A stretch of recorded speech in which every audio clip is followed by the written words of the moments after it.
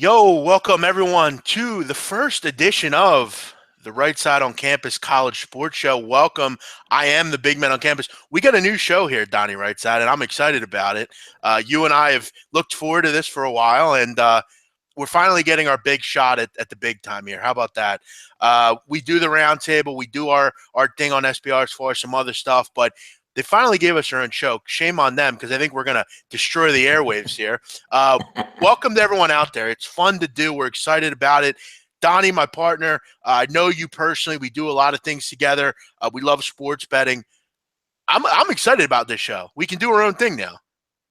Yeah, I mean, just the everyday, everyman gambler is how we want to portray it. Not everybody has $5,000, $10,000 to throw on, a fight in Las Vegas or an NHL game or a college basketball game or even fly out to Las Vegas. We're that everyman gambler that enjoys watching sports, gets excited by watching sports, learning from different angles and getting some information. And I really hope that this show portrays that we're the everyman gambler and we just want to have some fun, but also you want to win some money as well. Yeah, look, I think you and I both can agree with this.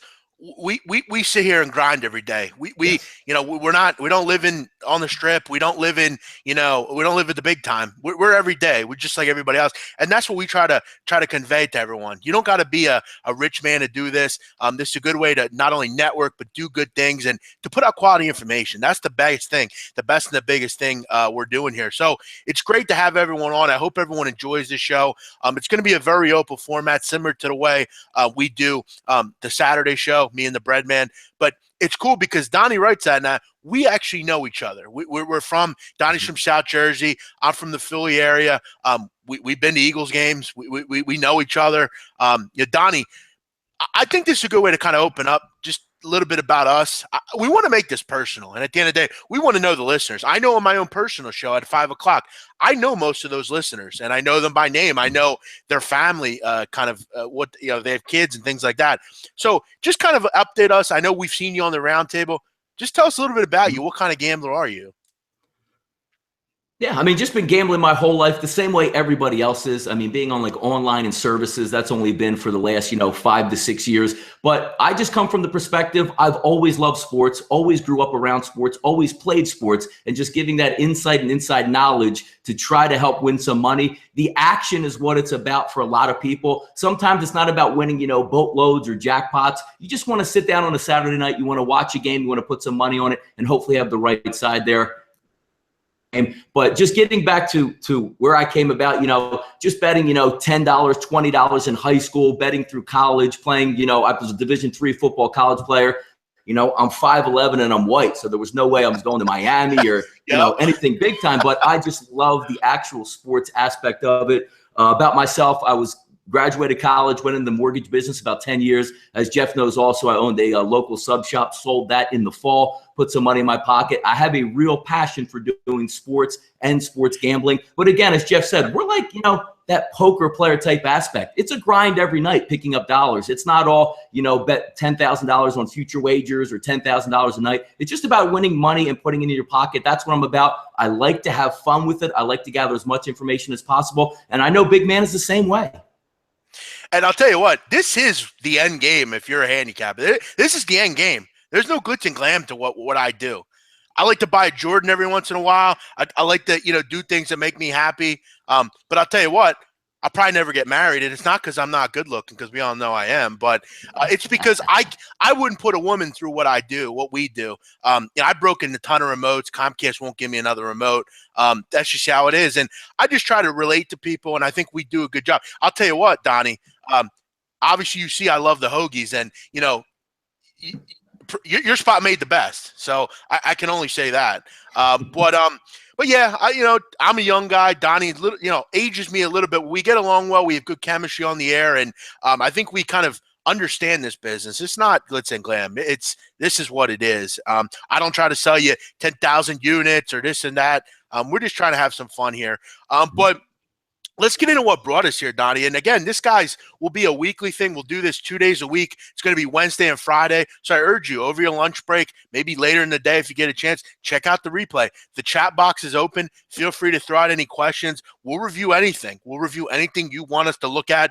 This is a very open forum. And, Donny, I think last night was really really kind of interesting because I know you and I on the roundtable, we discussed, and our colleagues, we discussed, this Clemson team must win, how to win this game. And like always, Brad Brunell, they're crying the blues at the end because of bad luck. But at the end of the day, sometimes bad luck equates to you're just not very good at this. Maybe you could say it about me handicapping once in a while. But, I think over a season, this Clemson team is still crying the blues about, this and that. Maybe you're just not very good. We talked about it yesterday, as we said again. They're on the bubble, squarely on the bubble, and then you take a look at it. What have they lost now? Is it 11 of 13 or 11 of 14 games down the stretch? In order to get in the tournament, you have to be playing good basketball down the stretch. You have to give the committee something to believe in. Another close loss yesterday on Saturday. I know as well as I did, I got burned on taking Clemson with Miami. Even with a suspension for Miami, it didn't matter. Clemson went on the road and laid an egg, had a good chance late in the game. I believe that was a 1 or maybe even tied up game with about 2 minutes ago. Came up small. Same thing last night, giving up the late 3 to lose that ball game. It doesn't get any easier for them either. In their next game with Florida State, you're going to have to put a nice win on the map because, again, heading into the ACC tournament, North Carolina State and Boston College to end the season, so what, Jeff, if you pick up wins against those two teams? They're bottom feeders. You have to have the good wins. It doesn't matter at this point. You've made your bed. Now you have to sleep in it. And this Clemson team's going to have to do that. And at the end of the day, like I said, it doesn't matter how good you may think you are. At the end of the day, they're going to chew up and spit you out in the ACC. And that's what happened. Listen, I'm going to say this again, and I'm going to recreate and educate someone right now out there. If you're betting -1 or 1.5, you really should have your head examined. I'm sorry.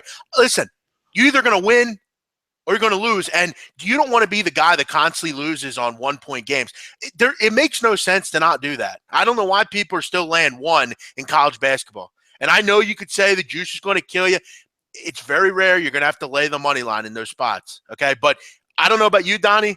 I'm not laying 1 in a game as a favorite. I'm sorry. I'm just not going to do it. It's an interesting point of view that you bring up there because how many times as a gambler or a bettor you're watching in the last minute and you're running through your head what you think the coach is going to do. Right. The 3-point game at the end. Do you foul? Do you not foul? Do you make the first free throw? Do you miss the second one? Do you foul in the out of bounds play before the ball even comes in and not try to steal? Sometimes I agree with you on that. I always think long-term and maybe the juice will hurt you, but there's been many a times, even this season, coming down to the last shot of the game. And what do you think the coach is going to do? And what do you think is going to draw it up, Jeff? How many times have we seen even in the last a coach can call a timeout with 17 seconds to go. The player stands at half court, dribbles the ball, makes a move with 4 seconds to go, and has a double clutch 3-pointer. And you shake your head and go, that coach makes $3 million a year for that? To make that decision. Right. Yeah. And it's Scott Drew. There's people like that are making those decisions. These are guys that are getting paid millions of dollars to coach a basketball team. And those are the goddamn plays you're drawing up at the end of games. And that's why with so many overtime games, with so many close games, I don't know how as a gambler you can lay 1 or 1.5. I just this year it's nuts. I don't know how you can do it. It's been the difference between winning and losing in certain games. If you laid 1 or 1.5 last night with Virginia Tech, sorry, rip that ticket up. See you later. Throw it in the garbage. No shot. So yeah, for me, I don't get that. Clemson, I think they're dead and buried. Texas Tech, I think, is dead and buried. Sorry, you made your bed. Now you got to sleep in it. A couple more here, just kind of rants and raves. South Carolina. I mean, this team just continues to wallow. I mean, we're still talking about South Carolina, how they should be laying double, they should be laying points and they're, can we just all agree that South Carolina is just not very good? I mean, other than Thornwell, they don't have very much. We've mentioned their offense. Their offense is hard to watch at times. Their coach is all over the place. Last night they had a nice opportunity to get a big win. They go in and lay an egg in Florida without John Egbunu. Can we write this team off? They're not going to win anything. I'm going to write them off. I mean, even watching them going on the road against a softer Vanderbilt team, you think that's a great spot in that situation for South Carolina. If you watch that game, walking the ball up the court, slow through their offense, they rely on, Silva down low just being, that every man, I'm going to get every rebound, but the kid is in foul trouble religiously on there. And when it all boils down to, again, the shot clock's running down, please, Thornwell, bail us out. Do something for a score at the end. They lost to Vanderbilt. They win it in a big moment there with Florida, lost as well. I'm not buying them at all. And I believe even if you look at their schedule heading down the stretch, Mississippi State, Mississippi, okay, they can win, but losing 4 out of their last 5 games, that's what South Carolina is to me. They're not going to make any run in the tournament. The SEC is a little bit of a down season, but I need more offense heading down the stretch. You You can't just say I'm about to play defense and lean on one guy. I agree, big man. And what hurts these teams are, particularly like a Clemson, the bubble's very weak this year. This bubble is weak. And that just goes to show you have a 4-11 team in conference still on the bubble. And that opens it up tonight for a team like a TCU who is squarely on the bubble going into Kansas. Getting 12 points, especially in a conference of the Big 12 where you look at these big numbers, they're not getting covered. I mean, West Virginia is not covering 16 anymore. Kansas isn't covering, 12 and 13. These are close games. You talk about a conference that's close games night in and night out. I mean, this conference is a mishigas of nutty stuff going on. If you could figure the Big 12 out, I'd like to hear from you. Yeah, I mean, the Big 12 has been competitive all year long. Even if you look at some stuff like KenPom.com, he actually has the Big 12 rated higher than the ACC, which I would tend to disagree with there. But, depending on what numbers that you like to look at. Another team I want to look at, as you said, Jeff, with the ugliness of the bubble of what you have right now. Talking about Indiana even losing their 5th straight game last night. What a fork in them. They can beat, What a fork in them. Northwestern, you could beat Purdue, you have Ohio State, they can rectify, they can make a run in the Big 10 tournament at the end of the year. They continue to lose. It's a poorly coached team. Every time they have a chance in a 50-50 ball game, they're coming up lame. I said it last night when we talked, yesterday on the round table. Just, set that candle out and blow it out into the ocean, say a prayer, because Indiana is done, and I don't want to hear about them again. Even at the end of the game, Jeff, the announcers are saying, boy, Indiana can get it together if they can beat Northwestern, get back into the bubble. I don't want to hear about Indiana anymore. Indiana is the balloon at the end of a birthday party when you're cleaning up. Time to get rid of it. There's no use for it anymore. Get that knife, slam it into it. That's Indiana. That's really Clemson. That's Texas Tech. That's all those teams. Hell, give Illinois State a goddamn chance, I guess, even. At least they challenge themselves.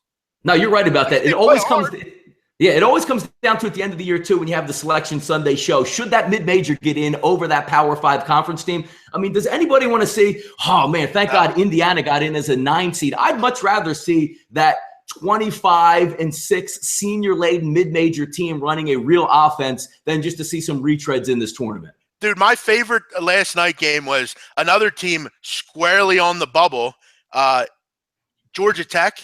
Yeah. They lay an egg against NC State at home. An NC State team that's more dead and buried than any of these teams, not even on the bubble, and you can't beat them at home. Come on, man. No, it's bad. Like I actually said the past couple of days, fade NC State, get them out of here, throw them out. Notre Dame was the last straw, win one for the Gipper. It's not going to happen anymore for NC State. And here we go last night. I get a text from you. I'm not really paying attention to the game. And you say, check out this Georgia Tech game. I turn it on and my jaw drops. Like, they're playing well on the road against a team that really needs it. And again, at the end of the game, there's 2.1 seconds to go. Georgia Tech has a 3 to win that ball game. Coaches, wake up out there, man. Yeah, it's really unbelievable. I mean, last night, if you were a bubble team, you didn't help your cause. You really didn't. I'll tell you this. I'll tell you a bubble team that I'm looking at. And if you're gonna say that a 4-10 team, a 5-9 team has a shot, how about Providence? I mean, seriously. I mean, they beat Vermont, who's undefeated in conference and going to make the tournament. You beat Rhode Island. You beat Memphis. You have some quality wins. The problem is in conference they haven't been very good. But for all you people out there, everyone says the Big East is such a great conference. I mean, if anyone should get in, maybe it's one of these Marquettes or Providences. I don't want to see Georgia Tech or Texas Tech in again. I'm sick of those teams. Year after year, they're on the bubble. Yeah. No one wants to see that crap. Open some new blood. I agree with you, big man, on Providence there. Coming down the stretch, I mean, you have Creighton, Marquette, DePaul, and St. John's. If you could pick up 3 or 4 of those wins, and again, it's the same eyeball test. I know they use statistics and numbers where you should be relegated to, but don't get it twisted. In the committee, they're human beings. If they see you make a run at the end of the year, they'll say, we had big wins at the beginning of the season, and that's what matters the most, and we're going to look at the whole season as a whole. That's false. If Providence goes on a 4-game run and makes it somehow to the Big East final and loses by 2 points to Villanova, that weighs in big. So some of these teams that are sitting on the outside of the bubble, 4 or 5 wins can make a huge difference to put them right in on that bubble. So here you go. A team like TCU, it's in front of you tonight. All you got to do is go out and take it. You're going on the road. You're going to a tough environment. Can you do it tonight? That's the big question. I don't really have much on TCU, but they seem to be playing that same type of game plan each and every time, Yeah, and it's tough because this TCU team, I think the one reason where you got to feel, I guess, better about it, Kansas doesn't cover. For bettors, Kansas is like, the girl at the end of the bar at 2 a.m. that you want to try to get with, and you're like, wow, there's so many other hot girls here, but it's like, you know what? I guess maybe I'll have to just settle with it, or I don't want to, but I guess I'll have to. That's what TCU might be tonight. You might not want to get with them, but you might have to, because this Kansas team, they're 2-9 at home against the spread. Boring. They're not covering. Boring is what I like to say about that team. Give me a mid-major any day of the week, Jeff, over at TCU or something like that. Just give them a shot. You always get back to Illinois State. Let them get in the tournament besides TCU. What have they done to earn anything? Nothing, really. And they haven't played particularly well either. They've failed to cover in 4 or 5. They're not really good on the road. They have a very average schedule. I think the one thing about them is, they're not that same old team that's there on the bubble year after year. They do have some. Jalen Walker's a good player. A guy like that. They have pieces. Bozianski's a nice big. I think you give him a shot tonight, to be honest. If I had to play the game, I'm not going to, just because I think the Big 12 is a real shit show. But yeah, I think this is just too many points in this case. But even looking down the stretch, Jeff, for TCU, are you buying them? Kansas, West Virginia, Kansas State, Oklahoma? They already lost 3 in a row. You could conceivably see them going 1-3 down the stretch. And again, right. I'm just not a big buyer on TCU. I hear you, though, on that point, getting double digits in that conference, because it has paid off quite well if you're just fading that number and taking the points. But overall, TCU, I'm not really a buyer on them. Just too boring for me. Let some of the other kids have some shots. Yeah, and again, the one thing is tonight, they do have the back of their heads that, this is a big game for them. They're squarely on the bubble. They're one of the last 4 in at this point. So, yeah, I think that's one you kind of scratch your head and wonder, is that too many points in that one? And to the listeners out there, feel free to send us in a question, whatever you want us to talk about. Roberto's looking for the soccer show. I believe, brother, they did that earlier today. Natalie and those guys, they did it over. We got a Sevilla playing today, and Porto and Juventus. So I know, Donnie, you and I get involved a little bit with that football. Hey, man, if there's experts out there that make money, again, we're gamblers. We're always looking for a side and some advantage. We have a guy, and I'll shout him out, Diner Mafia, my friend Diner Mafia, great guy on Twitter, a friend of mine from this area. He's a great soccer guy, one of the best I've ever dealt with. So go give him some love. Great guy, good guy, hands out a lot of free picks. So let's jump into some games. And again, ask us about whatever. Ambo, all this talk, I haven't heard one pick. Take it easy. It's the first show, dude. We're going to get to your picks. Are we going to get to the picks? Let's get to some picks. Let's get to some picks. Let's get into it. We're trying to educate you a little bit here, brother. Relax. So we got a couple so far here. St. Bonaventure, rotation 7-19. The Bonnies, I'll tell you what. I like the guard play they have there. Jalen Adams, they have some good guard play. I think we can both agree with that. For me, I've talked about St. Joe's. You've talked about St. Joe's. With Shavar Newkirk out, I wasn't interested in betting them. With Lamar Kimball now out also, I'm definitely not interested in betting them. And I know, Donnie, we talked about they played well the game right after it. It was at VCU, I remember. They were getting a boatload of points and whatever. This Martelli St. Joe's team, they're not good. They haven't been good defensively lately. St. Bonaventure really has no excuse in this game. They need to go in and try to improve their seeding in the A-10 tournament. Like I said, Newkirk, I'm not really interested in St. Joe's. Now with Kimball out as well. No, because they're going to come back to earth now. You see it a lot where you rally around it. You lost your 2 best guards. Let's see how you play. And they really played well, VCU, coming down the stretch. But as you saw, they reverted back against a bad LaSalle team, dropping a 15-point game. It wasn't even that close if you even watch that one. So coming into a hungry St. Bonaventure team coming down the stretch, I don't know how you buy St. Joe's unless you're just, a contrarian type gambler. You want to take the points in that one. But right now, the line does look a little bit short. So if you like to bet against the public, that might be one of your spots. I just can't buy a team that just doesn't have good guard play and injured guard play heading down the stretch. So it would be a card that I wouldn't be looking at to add. But, I don't see any way that you don't take St. Bonaventure unless, again, you're just a contrarian bettor out there. St. Joe's does nothing right at this point. They don't defend well. Their free throw percentage is terrible. They can't make threes, and they failed to cover in 5 of 6 against the Bonnies. Yeah. It's been a tough year for them. Phil Martelli, good coach, a local guy. Yeah. I like to root for him. It's just hard to do it this year. They have not been very good, and they haven't been good to the number either, failing to cover in 7 of 10. MM Bambo, maybe it's time to just shut up and listen to the show. That's what we're doing here. Citadel, the line says play them, says Mark Black. Well, you know what? If you played Citadel, you haven't been making much money this year because the Bulldogs are bad, aren't they? I mean, they really are. I mean, you look at defensively, this team is brutal. I mean, they're giving up 97 points a game. It's February 22nd, Donnie, and they're still giving up 97 points a game. I mean, you got to be kidding me. I mean, what is the only game? The Citadel's only game I guess they'd look forward to. They even have a shot is with VMI, and it's like, that big rah-rah type of game situation. Other than that, I mean, even if you're looking at a short line in that instance, how do you even know who's going to come out and play well in that game? Again, I got to tell you, you're not going to make much money laying 6.5 points with the Citadel. Doesn't that let you put that line, though? If you look at that, you say, why is Citadel laying points at all, let alone looks like you have to win by double digits to get the winner in that one? Yeah, I mean, I guess at this point, I mean, Western Carolina is arguably the worst offensive team in the country, which if you look at the stats, they're horrendous. Yeah. But and you look at the list. 79% of the public tickets are backing Citadel in this, so maybe he's onto something there. Yeah, you might be. I'll tell you what, though. They're playing with revenge here, which I don't know how much that means in a conference like this where both teams aren't doing anything. But this is how bad the Citadel is, okay? This team, Western Carolina, is scoring under 60 points a game on the year. Yeah.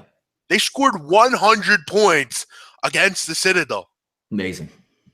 It's astounding to me. But huge losing streak, win one more time before the season ends, before we hit spring break. I don't know. But, the Citadel, should they win? Probably. Will I depend on them to win? No, I won't. No. Xavier, 7-17. Yeah, look, until I find out what Blewett's status is, I'm not interested in Xavier. Donnie, I hate Xavier. I hate this team. I don't think they're good at all, even with Blewett. I don't know that it really even matters. But Seton Hall, I mean, the problem with Seton Hall and why I don't want to lay 3.5 with them, they're not a bad team. I mean, they have guys that I like. I like Kevin Willard as a coach. And at home, they're pretty good, but they're shooting 62.9% from the foul line. I'm not interested.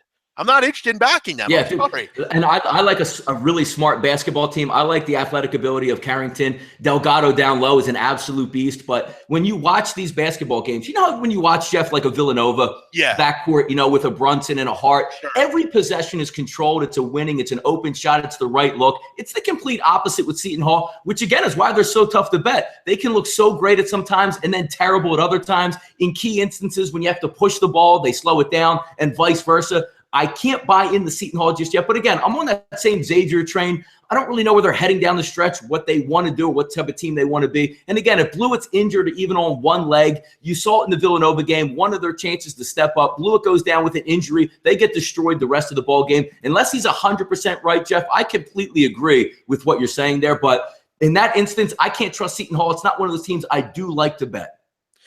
And you know what? It's crazy because Seton Hall, you look at the first game they played, 72-70. Let's take a look at the free throw percentages in that game. Seton Hall missed 6 free throws and lost by 2 points. It was the difference. I don't know what else to tell you. What are you interested in, BMOC? Well, keep in mind, I'm looking at every game here that people are asking me about for free. Michigan, Rutgers, any thoughts? I like Michigan. I know, Donnie, we've talked about Michigan personally, what our thoughts are with them. I think they're a sleeper team in the Big Ten. I think this team, the way they're playing, and I know they slipped up at Minnesota. That was a close game throughout. Wagner has played really well. He's young, very, very raw, but the kid can take a shot, go out and shoot on the perimeter. I like their guard play. If Derek Walton can control the game, they're well coached. I think tonight against Rutgers, Rutgers is a little bit better at home for what it's worth, but I like the way this Michigan team is playing right now. I really do. I think they're going to get some motivation to head into the tournament and kind of head into there on a nice win sheet. Do I want to lay 8.5? Kind of high for sure. In Michigan, I think, Donnie, we've agreed if they're not hitting their shots, they're tough to back. But I also don't want to back Rutgers. So yeah, exactly. I mean, I like John Beilein. I like the offense they run. And as you know, they're only going to go as far as Irvin and Walton are going to take them there. It's one of those sleepy type games where you see where they're going to go on the road against Rutgers. Should they win the game? Yes. But it's hard to lay that type of number. Just check back last night with Penn State and Purdue. Same type of situation. They're just looking to get out of there with a win because on deck for them on Saturday at home against Purdue. I think it's a look-ahead spot there. I don't know if I would lay that many points on the road with Michigan. Can they cover it? Sure they can. I just think the spot is a little bit tough for them here. Just heading to New Jersey, sleepy type of environment. You know you're going to get Rutgers' best punch. Maybe they win by a couple points, get out of there, and get ready for Purdue. I would sort of, in this situation, big man, lean towards Rutgers just in the spot alone. Yeah, and, look, I mean, Michigan, like I said, you're laying points with them. If they're not hitting their shots, they're tough to watch. I mean, they really are. They're definitely hamstrung down low. This would be a game, Jay, that I would kind of stay away from. Hey, Donnie, can we get this Ambo and put him in the fucking bathroom, please? Get him out of here. Is he mushing us? Is he mushing the show? Get him out of here. Get him out of here. Put him in the bathroom. Put him in the bathroom like Eddie Mush. Get him out of here. Let's move on. Let's talk about some ones that maybe we have our eyes on, Don. Maybe just kind of wrap some things as far as what we're doing here. We can't sit on here all day. So, again, we'll have to move quickly. UNC Louisville, marquee one tonight. Public back in the Tar Heels here, Donnie. And I got to tell you, I'm starting to see some value in Louisville in this spot. Louisville, you look at what they've done. They're fantastic defensively. This team's given up 64 points a game. Teams are shooting under 40% against them this year. They're fully healthy again. They've been off for a couple days. And I think they can rebound with UNC. You're not going to out-rebound UNC. It's very unlikely that you're going to do that. They're just so good on the glass. It's hard to do that. But with the way Louisville can rebound, Mathiang is a guy that I like having in the lineup, guy that definitely rebound the basketball. I'm not sold, I'll be honest. I don't believe UNC is an elite defensive team like Louisville is. They're giving up 74 points a game in conference. That's not that good. They haven't covered in conference. They're 7-7 overall. They're at home here. You can really jump on a team when you're UNC at home, but I got to tell you, at 8.5, I think Louisville is worth a look here, to be honest. Well, I tell you, Jeff, I mean, just from us being on the show and just talking earlier, that line was like 6.5. You're now finding 8 to 8.5 across the board, depending on what book that you're going after. I agree with you in this one. I think sometimes the public gets a little ahead of itself, almost like the Yankees in baseball. I know they smashed Virginia at home previous, but this Louisville team is bigger, more athletic, better overall, and just more talent. So coming down the stretch, I mean, you're asking UNC to beat Louisville by 10 points when a lot of the time Louisville can go in there, Jeff, I believe, and win this game outright. Just looking at the line, I guess that's sharp money pushing it up that high. But if it's me just betting this game, I haven't taken a deep look into it. Getting 8.5 points? I think this is the public. UNC's a public side. Squares everywhere on UNC. Listen, I mean, is there any more of a public team than maybe Duke, than UNC? I mean, come on, Don. Yeah, I mean, you get back to the point, 2-4 in their last 6 straight up against the but it's the number like that one. They're not just. I mean, public likes to see what they see. Smashed Virginia, but then again, and Jeff, who is Virginia in the ACC right now? I mean, they are falling like a stone. I know. You look at in conference. I mean, Louisville's really pretty much done everything. I mean, they had that loss in Virginia. I mean, they went on the road, beat Syracuse. We've seen how hard that is to go into Syracuse and win. They went into Georgia Tech and didn't fall, and spill their coffee when they went in there. They've went on the road and won games. I mean, this is a team that's, they've beaten Purdue. They've beaten Kentucky. They beat Indiana when they were ranked. They were injured during a good stretch of the latest run. If you want to look just heading down, 5-1 their last 6 ATS against the number. It baffles me. Like, I'm speechless on that. You're going to be laying 8.5. Yeah, Carolina tonight. I don't know. Yeah, it's definitely interesting. We've seen some of these lines a lot this year where they look kind of too good to be true, and sometimes they, like Miami, come through. But then you look at like a Baylor, West Virginia, that was the totally wrong side. So it's interesting to know where this money's coming from. I think it's public money, to be honest. Donnie, I know you follow that pretty hard as well. Talk about Real Madrid, Donnie. Down 2-0 in the 14th. How about that? Come on. Look at Valencia. How about that, Donnie? 2 goals in the first 14 minutes. How about I think that? I need a translator from what you're talking about right now. All right, a couple more here. Wofford, VMI, any thoughts? Yeah, I mean, look, VMI is a team that really has gone through over the last couple of years a total new identity. VMI, for many years, they were a team that wanted to jack 53s a game and kind of play like Savannah State does now in the MEAC. But this Wofford team, I mean, they've been there's been a couple teams down in the SoCo that have been very good to the number. Wofford will be one of them. 18-8 against the spread. They've covered 9 of 12 at home to the number. And look, VMI is poor. They're bad. I mean, they're only scoring about 69 a game. They suck defensively. I don't know. This is a tough one, though. I mean, yeah, huge. It's a huge public side on that as well. And they buried VMI 88-70 early in the season. VMI is a funny team. I don't know if anybody even gets to watch them. If you have the ESPN3 app, I do bet every once in a while some of those VMI games. I mean, it literally they can hit 3 straight threes, Jeff, and then hit the side of the backboard from three straight threes. So I don't really see much value at all if you're betting VMI. It's almost like you're saying, please, I hope your 3-pointers are on, because if it's not, it's a rout. Yeah, and, they do have a guy, Julian Ellaby, that can really take a game over. He could drop 40 on you quickly. He had a great game against Citadel a couple weeks ago. But, yeah, I mean, against, like, the Western Carolinas and the Citadels, VMI is worth looks. But as far as, do I want to grab points with them against a Wofford or something? Not really, no. If you play any sort of defense against VMI, the one thing is you can score versus VMI. If you can just hold them off where they have just a slightly below average, that's a 20-point win for you. Yeah, no, you're dead right. Let's get into this one, Donnie. Syracuse Duke, and I think this is one of the square plays of the day. I think people are going to be all over Duke here, but I think I just want to educate you on for just a moment on what you're doing here. Remember, you're dealing with a team in Duke who has played very well. They're 10-4 straight up in conference. They're starting ever since Krzyzewski came back. Really play well, win games. But now you're heading into Syracuse, who is 14-3 at home, 9-3 straight against the spread. Very good offensively, and that zone they play, it's not every day you see that. I know they've seen it before, but remember, Harry Giles, Frank Jackson, Tatum, they're all freshmen. They haven't seen that zone before. So, I don't know. I think this is one where I think the public will be all over Duke in this spot. Mm-hmm. We all know Duke is a very public side. They're one of the top wagers today at all the big, locations. I agree with you on that, big man. I mean, and again, look at the crowd that they're anticipating tonight up at the Carrier Dome, over 30,000 plus. This is one of those circle the wagon games, and I think you're getting even a little bit of value with Syracuse here. Look at their last 3 games, big man, losing by 5 points to Pittsburgh, an overtime loss at home to Louisville, a close loss to Georgia Tech. Before that, they beat Clemson and Virginia and had a 5-game win streak.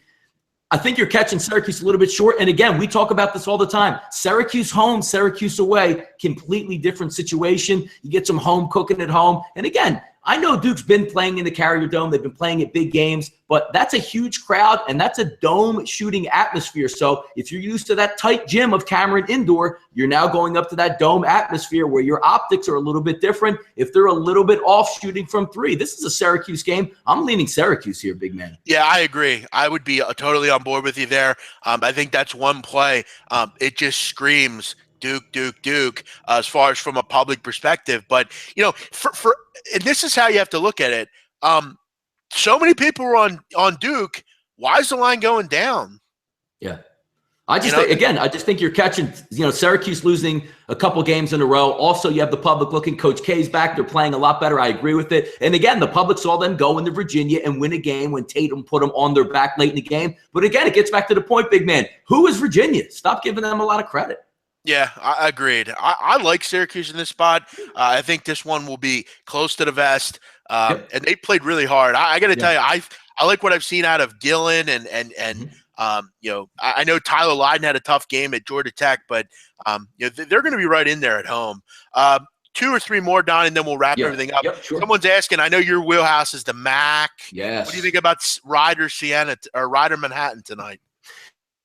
I mean, I it's hate one of this those conference, teams. dude. I hate it. I love the conference. It is a hard conference to bet. Ryder seems to be riding, coming back into form. I do like the fact the way they've been playing, and a nice win over Iona, finally stepping in front of that bus, getting 9.5. I think they were getting big man in that game, and covered and won straight up in that one. I'm still waiting for Stevie Jordan to come back for Ryder, but one of the teams that I do not like in this conference is Manhattan. It's not the same Manhattan that you're looking Masiello squad over the past couple of years, where they're going toe-to-toe with Iona and Monmouth down the stretch and winning conference tournaments and playing well. I'm just not – I know they had a nice win against Quinnipiac, but I'm leaning Ryder right here, playing really good basketball. But again, it's one of those conferences that it seems like if you have a road team, I'm just talking conference squad, the road team laying 1, 2, or 3 points, they've been rolling throughout the season. I think Ryder's the better team than Manhattan. And as you see, if you follow me on Twitter, losing like 6 or 7 games, Manhattan on that type of roll. I'm just not a Manhattan fan at all at this time, big man. Other than St. Peter's, I'd rather waterboard myself than bet on any of these teams. Just not interested. Yeah, give me Ryder all day. I'm totally on the fade train with Manhattan. Oregon Cal. This is another public shit show here. Oregon obviously flying sky high. They've covered 13 of 15 in conference. Now they're only laying 2.5 at Cal. What smells here with this one? Here at the end of the day, here's one thing you need to know about Cal. Actually, there's 2 things you need to know about Cal. They play great defense. That's going to keep them in games. And they actually are pretty talented. I mean, Ivan Rabb, Jabari Bird, Grant Mullins, Sam Singer, Cameron Rooks, good team. They're definitely a team that can, stay with the big boys. But Jeff, they were awful, though, versus Stanford. If you watched any bit of that game, the minute Stanford went to his own, Cal was completely unhinged. I think they even had, correct me if I'm wrong, maybe a 19-7 lead early in that one, and it was all downhill the rest of the way. The only thing, again, being a contrarian better, seeing where the money's going. Jeff, why is that line so short? Oregon minus 2.5 now? No, I know, and that's my thing. I will point out, listen, not every game is a public trap. Just remember, correct. Not every game's going to go the way it looks like. I will say it's hard for me to get in front of Oregon right now with the way they're playing.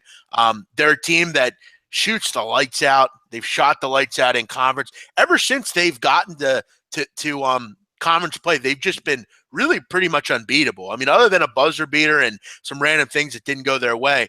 They've collapsed against UCLA. I mean, yeah, you're right. They've been flawless like a fine wine. I mean, they're just not a team I really want to get in the way of. I've seen Cal at times this year just become extremely stagnant on the offensive end. To be really straight up with you, I don't want to get in front of Oregon, honestly. No, the only thing that would even scare me remotely away is that line, but I'm not a huge, big Pac-12 type of gambler. Just looking at that, I'm just saying to myself, scratching my head going, why is the line so short? Why shouldn't you just jump all over Oregon here? Yeah, and again, Oregon very good on the road. I mean, they're winning, they're covering. They've been good against the spread as well, so you definitely got that working for you. Donnie, we're asking for another pronunciation. Give us Quinnipiac again. You go Quinnipiac or Quinnipiac? Your choice. I would say Quinnipiac. It just sounded out, but I guess people are having trouble with Quinnipiac. Dylan Brooks is the best player in the country. You can say it whatever one you want. I disagree. I don't think I like Dylan Brooks though, but I don't think I'm just a Villanova homer. Give me Josh Hart in any scenario, and I'm good. Okay, there's a good question to kind of wrap things. And people don't want us to go, but Justin, how much time do we really have? This is the first show. Can we get a little extra time here for Christ's sakes? Does anyone else need to get on? Because again, you guys got to understand, SBR has other shows that have to do stuff. So we'll do another 5 minutes here. Before we wrap up too, Jeff, we have to let these listeners know how we actually watch the basketball game and what we do. Yeah. Go ahead. When we wrap it up, I'll tell you how I actually watch these games because it's probably definitely different than the way you think I watch them. We're the same. It's why we are the same person, Jeff. Trust me. Yeah. Let's do one or two more. By the way, you said Dylan. Yeah. You said Josh Hart is the guy you would take. Give me Josh Hart. Yes. At the end of the game, that's who you want on you want? I want – put it this way. Give me Villanova's backcourt at the end of the game, and I'm winning the game. I got to tell you, I like Kansas' backcourt, to be honest. Those 2 or 3 guys, if you even throw Josh Jackson in there, they're strong, dude. I mean, they really are. They need to make their free throws at the end of the games, those boys. Oh yeah, I know. I don't think Markelle Fultz is the best player in the country. I think he's very good. I think Markelle Fultz, if you ever watch him play, it looks like he could care less about Washington. I mean, I think He he's could go, just. Jeff, he could go for 40 every single night if he wanted to. I really believe I, that. yeah, yeah. It's a good question though. Donnie, Villanova today, they get Butler laying 10. A game that I'll tell you what, if it was in the Wells Fargo Center, if it was at the Sixer Stadium, uh, yeah, I don't know. I feel like venues are always interesting with Villanova because that gym they play in is a lot more intimate than Wells. Getting a I big think they get renovation some next year revenge. too. But speaking on Villanova though, Jeff, I learned my lesson. And if you follow me on Twitter, my motive now with Villanova is either you pick them or you just leave the game alone. They win every possession. They're just so damn smart. They have clutch players, play great defense, and they're coached really well. Until I see again, something like I was buying Seton Hall, like, boy, Seton Hall's getting 7 at home versus Nova. Maybe Nova would trip up. I was wrong. A couple weeks back with Xavier, until Blewett went down. Xavier actually had the lead. Blewett goes down. Villanova blows them out. So, I mean, coming down the stretch, I'm either on Villanova or I'm just not going to pick the game. Agreed. Yeah, I don't want to bet against them either.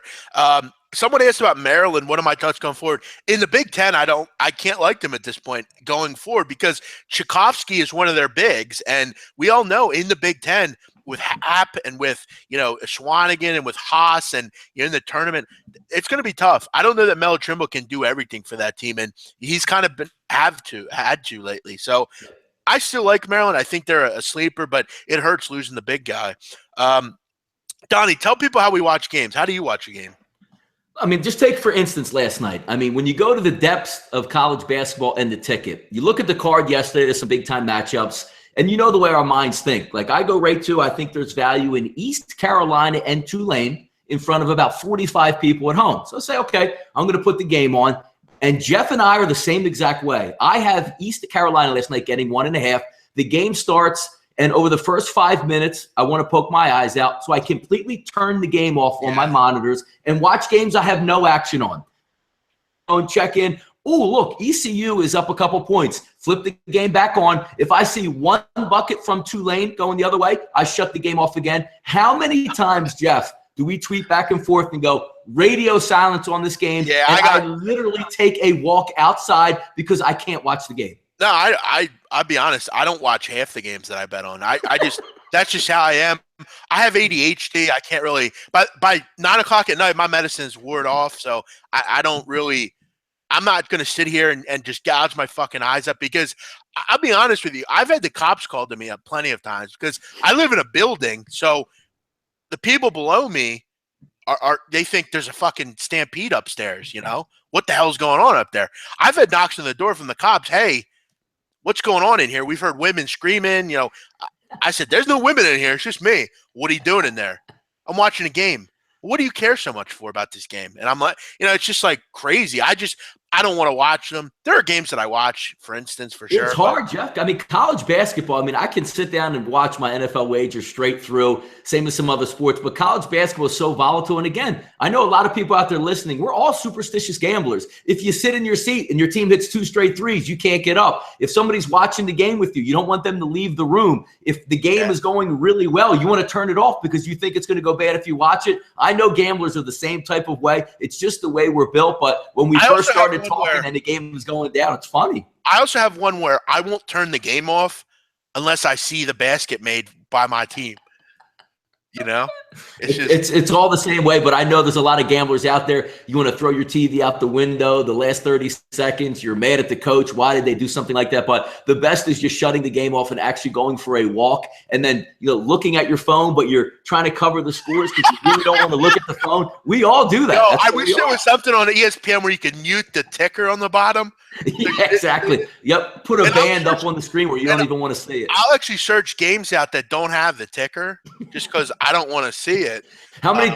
You find one of those MEAC games on there. It's not even on ESPN3. You're like, whew, thank goodness I don't even get to watch it. But what's the good way to wrap this up?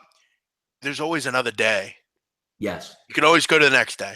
There's always new games. And you always remember the losses. I'll be honest with you. I had George Mason last night plus 12. They're 13. There's Yeah. 6 seconds to go. I need 2 free throws to cover the number. Kid misses both. That was a member play, a premium play. I love the play. What can he do? But yeah, I mean, we've all been there. The one thing you have to remember on that too, Jeff, as we wrap it up here is you get that bad beat, you're going to get it back your way soon enough. You just have to keep that in mind.